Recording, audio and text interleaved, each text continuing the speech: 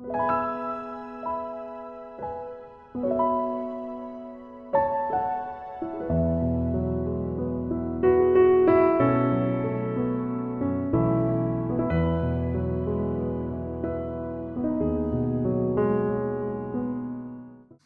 mai lau whaafonga ma lau mai moa.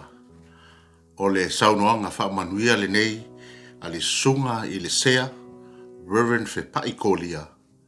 O le sea le Ekalesia Metotisi Samoa, Sinoti Ueligitone.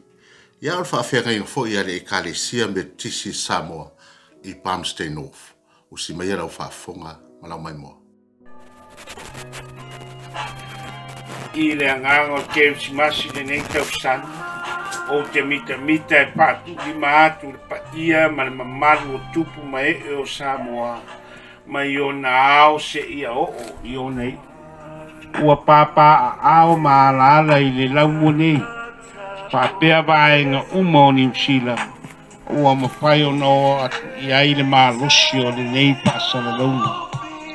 O te paatalo patu po i paia pa al malo ma paia pa al tala le lei. I ona tu langa whaalupe peina. Ma lo le patoa Samoa i le pulaunga i nei Tausaga o le ama vai. Ma lo po i le whaatama soali i tiu te mapaipa. Wa ngā pātia ai a wā lava le tautuaina o lo tātou watu nei.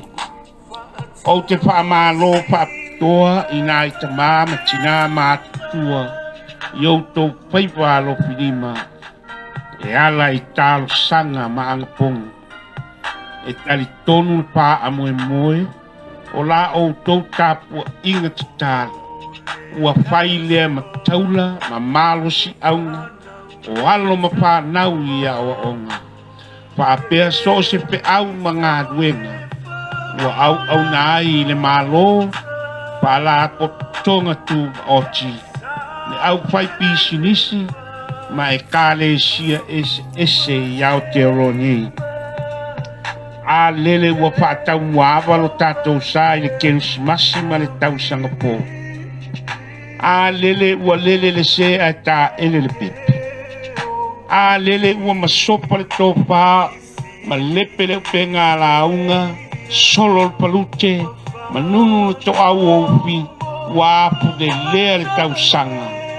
I le alopa li ringi ifo le atua Samoa, i a te oe mo o tangata, ua tala paa uto i le nei e tunu. O le upu moni, i le tau ngō fie le tātou tau wasa mai i le nei Tausaga. Ona o le mala o tau iwi nei ma le lalangi.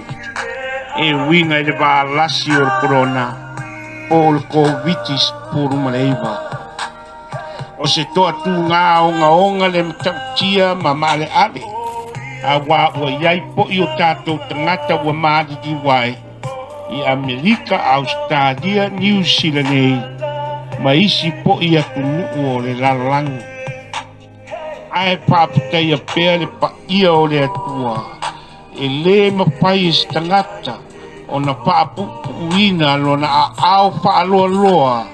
I lo papo ma lo pale i taimi uma ma aso uma. O ia lava o le punawa i ola sa tātou tuwai iai i le tātou malanga umi mawhita i le nei Tausaga. Ia Samoa ia matuawi ia le ali i le atua pa ia i lo soi pua tautua Samoa i le malo pai ngā nuu i Aotearoa nei. Paalapu patonga tū ma oti. Ai maise le pa ia o Ekalesia Kirisimasi. Ua tātou sa iri mālo ai. I lo tātou a dii ma lo tātou tua. I le tau api api o le nei Kirisimasi. Anga atu i le Tausaga po. E ia te au le mi ngāo te tau wai i suapa i o lo tātou paaola o le Kirisimasi. O te paamanuia atu ai le Kirisimasi ma le Tausaga po. I lo tātou a inga Samoa wao. Paapea tangata anu uma o New Zealand. Mai le tumutumu o le motu i mātu. se ia pa ia i o le motu isauti. Manuia tele lau malanga Samoa anga i atu le Kirisimasi ma le Tausaga po. O la o tou au na Fepa'i Kolia se o Sinoti a Ueligitone New Zealand. Amen.